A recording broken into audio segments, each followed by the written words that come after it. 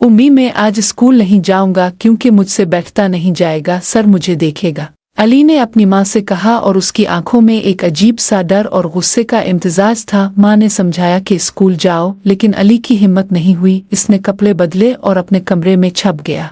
इसकी हर सांस में बेचैनी थी क्योंकि पिछले चंद दिनों से स्कूल में कुछ अजीब हो रहा था। लोग चुपचाप से बातें कर रहे थे और सिर्फ एक ही चेहरा जो इसे देखकर हमेशा मुस्कुराता था, वो मिस्टर रहमान का था, जो नए साइंस टीचर थे। लेकिन उनकी आंखों में कुछ ऐसा था जो अली को गैर महफूज महसूस करवा रहा था। कल ही इसने देखा था कि लैब में एक नोटबुक गायब हो गई और सब के सब हैरान रह गए। अली का दिल तेज तेज धड़क रहा था जब इसने देखा कि लैब की लाइट्स रात के वक्त पलक पलक कर रही है, जैसे कोई इसे बुला रहा हो। इसने सोचा ये सिर्फ इसका ख्याल है, मगर जब इसने अपनी जेब में फ़ोन निकाला तो देखा कि एक अनोनिमस मैसेज आया, तुम कल सब देखोगे जो छुपा हुआ है। अली का हाथ थरथरा गया। वो सोच रहा था कि कौन भेज रहा होगा ये पैगाम और क्यों। अगले दिन स्कूल पहुंचकर अली ने देखा कि लैब का दरवाज़ा खुला हुआ है और अंदर से हल्की सी आवाज़ आ रही है। इसकी तजस्सुस ने इसे रोक नहीं पाया। वो धीरे धीरे अंदर गया और देखा कि एक अजीब सा कीमियाई अमल चल रहा था जो मामूल के मुताबिक नहीं लग रहा था। तभी एक साय ने इसे पकड़ लिया और कहा,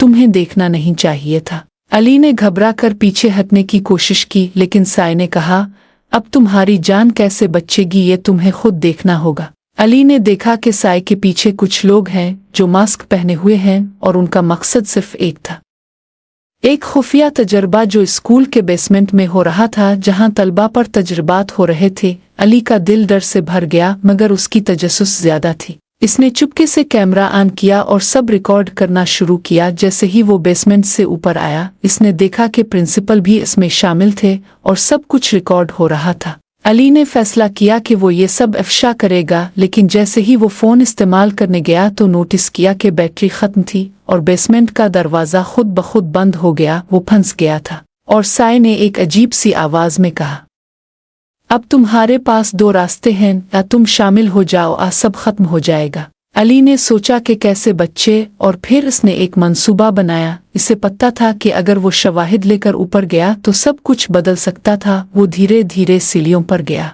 लेकिन जैसे ही एक कदम ऊपर रखा तो साय ने इसका हाथ पकड़ लिया और कहा, ये राज कभी नहीं छुपेगा। अली ने हिम्मत दिखाई और साय से लड़ाई शुरू की, और इसी दौरान इसने देखा कि दूसरे तलबा भी बेसमेंट में बंद हैं। उनके चेहरे पर खौफ था और अली ने फैसला किया कि वो उन्हें बचाएगा। वो सब मिलकर बेसमेंट का खुफिया रास्ता ढूंढने लगे और आखिरकार एक छोटा सा दरवाज़ा मिला जो सिर्फ एक तारीक राहदारी में ले जा रहा था। राहदारी में जाते ही अली ने देखा कि दीवारों पर पुराने तजर्बात की तस्वीर लगी हुई है और सब तलबा डर से खामोश हो गए थे। अली ने एक फ्लैश लाइट इस्तेमाल की और देखा कि राहदारी के आखिर में एक लॉकेट गेट है जहां से एक चाबी लटक रही थी। जैसे ही इसने चाबी उठाई तो साय वापस आया और कहा, अब तुम्हारा वक्त खत्म है। अली ने फौरन गेट खोला और सब तलबा को बाहर निकाला। जैसे ही वो कोर्ट यार्ड में आए तो देखा कि स्कूल की सिक्योरिटी टीम भी वहां मौजूद थी। अली ने सब शवाहिद पुलिस को दिए और आखिरकार सब अफशा हो गया